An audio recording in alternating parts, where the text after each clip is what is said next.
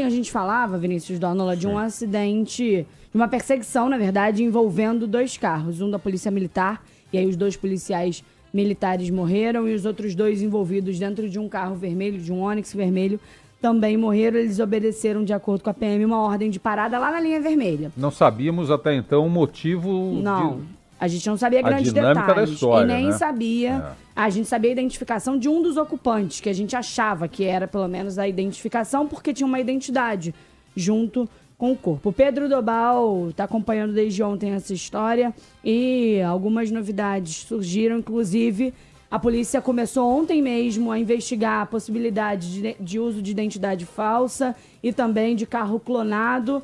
E aí descobriram quem eram os verdadeiros ocupantes desse veículo. Dobal, bom dia pra você. Pois é, Agatha, bom dia pra você, bom dia a todos que nos acompanham. E a identidade era falsa mesmo. Inicialmente, a Polícia Civil divulgou como um desses suspeitos, né, como Hugo Damasceno, mas na verdade, no fim do dia ontem, eles confirmaram outros 2 nomes. Na verdade, os ocupantes do carro que foi perseguido por cerca de 30 quilômetros na madrugada de ontem eram Tiago Henrique Medeiro Figueiredo e Diego Ferreira Amaral. Eles são de Minas Gerais e um deles estava com um documento falso apontando esse outro nome que foi inicialmente divulgado pela Polícia Civil. Contra Tiago tinha inclusive 2 mandados de prisão, sendo um deles por homicídio qualificado. Isso tudo na Justiça de Minas Gerais. A dupla já era investigada tanto por homicídio, como eu disse, mas também por tráfico de drogas pela Polícia Civil de Minas Gerais. Os corpos desses 2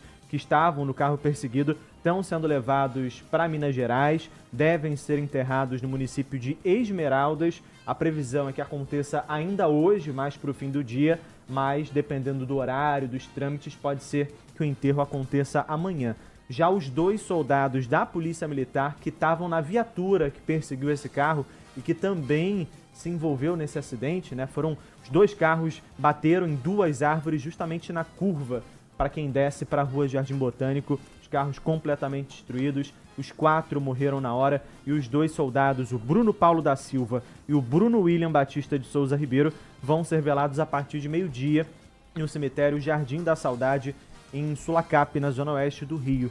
Bruno Paulo, inclusive, deixa esposa, um filho de 15 anos e outro de 2 anos. O Bruno William deixa a esposa e um filho de 4 anos. A gente também teve acesso, Agatha e Dornola, às imagens das câmeras da prefeitura, mostrando todo o trajeto dessa perseguição de 30 quilômetros. A perseguição começa no trecho de Duque de Caxias, bem pertinho também de São João de Meriti, na Baixada Fluminense. E essas 2 viaturas da PM seguem em perseguição a esse Onix vermelho até a chegada à Lagoa, quase, a chegada ao Jardim Botânico depois do túnel Rebouças. Na imagem que está na nossa live nesse momento, dá para observar que ainda na linha vermelha tinha uma 3ª viatura que estava ali no caminho durante a perseguição, mas essa viatura estava parada e não chegou a agir, não chegou a tentar apoiar esse cerco policial, ajudar as outras 2 viaturas. Provavelmente não tinha sido acionada, não tinha sido avisada sobre essa perseguição. Então o carro passa em altíssima velocidade, as viaturas vêm logo na sequência. Uma primeira, essa que se envolveu no acidente, vem logo na sequência do carro, e a segunda viatura, conforme a perseguição vai passando, essa segunda viatura se distancia um pouco mais, porque essa outra viatura ela vinha numa velocidade menor.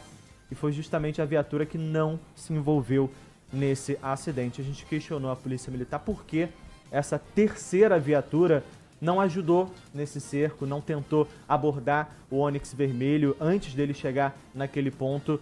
A Polícia Militar não explicou, mas disse que a segunda viatura chegou logo em seguida no local do acidente. O que a PM também está tentando fazer agora é recuperar as imagens das câmeras portáteis dos uniformes. A gente tem a palavra do porta-voz da PM, o Major Maicon Pereira, que explica que elas vão ser analisadas dentro do inquérito que foi instaurado. As imagens das câmeras operacionais portáteis que os policiais utilizavam, elas estão sendo captadas, é isso que a gente tem. Nosso Centro de Criminalística da Polícia Militar, que realiza perícia, também foi acionado para poder fazer uma perícia nesse caso, além da perícia já realizada pela Polícia Civil. A gente está tentando ainda verificar até mesmo a imagem das câmeras operacionais portáteis, se elas estão disponíveis, até porque devido à colisão, a gente pode ter tido ali algum dano naquele material. Então, a averiguação sumária pediu essas imagens, o Centro de Tecnologia está trabalhando para poder fornecê-las e a gente verificar o que aconteceu de fato nesse acidente lamentável, onde 4 pessoas perderam suas vidas. Bom, a gente já sabe que os policiais eles estavam usando as câmeras portáteis, só que essas câmeras elas podem ter sido danificadas no acidente. Como o nosso ouvinte estava acompanhando na live, os carros ficaram muito destruídos. Então, é possível que essas imagens não sejam recuperadas no próprio equipamento. Só que elas são transmitidas em tempo real para uma central que armazena essas gravações. O problema é que nem sempre o sinal tá ok, a gravação fica perfeita em todos os momentos. Então, isso tudo está sendo analisado para saber, primeiro, se vai conseguir puxar essas imagens da própria câmera, o que seria o ideal, ou segundo, para ver se as imagens captadas por essa central que armazena as gravações, se elas podem ser utilizadas, se a gravação ficou ok também nessa transmissão que é feita em tempo real. Lobal, lamento profundamente pelos policiais. E olha coincidências. 2 jovens policiais, 2 soldados, 2 pais de família, os 2 chamados Bruno. Pois é. Os 2. Outro ponto que as imagens mostram é que no momento dessa perseguição, o túnel Rebouças, no sentido Zona Sul, ele operava nos 2 sentidos, estava na reversível. Então, no sentido contrário, dos carros que passaram em altíssima velocidade, havia muita gente indo no sentido contrário, no sentido centro da cidade.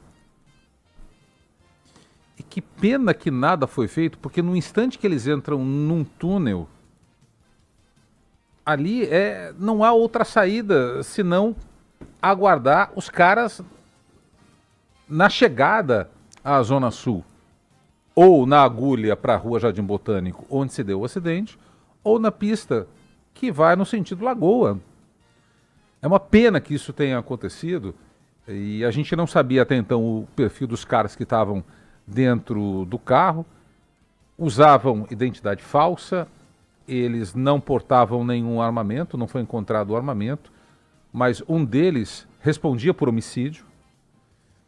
E qual é o resultado dessa história? Você tem 2 jovens policiais militares, os 2 soldados, os 2 Bruno, falecendo num acidente, depois de uma perseguição que começou onde?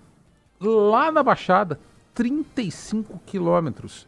E em nenhum momento você, dentro de uma via expressa, como nós destacamos ontem, que tem poucas vias alternativas de saída, em nenhum momento pensou-se, ou tínhamos estrutura para tal, pensou-se em fechar essa via.